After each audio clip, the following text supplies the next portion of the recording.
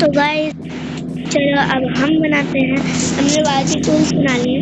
ये खटारा चीज हमारे इन्वेंटरी में बार बार बढ़ जाती है। अब इनको ना हम क्या करते हैं इसके अंदर फेंक देते हैं। ये मैप है, मैप को देखेंगे।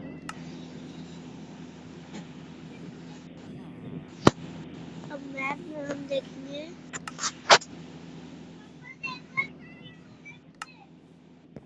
अब चलो चलो आज हम क्या करते हैं। आज हम ना पेड़ के ऊपर बैठ कर ना कुछ करेंगे। जब आपको दिखाते पेड़ के ऊपर बैठ के तो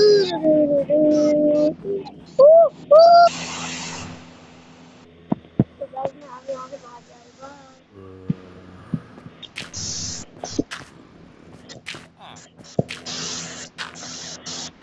आज तो फिर आज के लिए इतना ही था। तो बाय।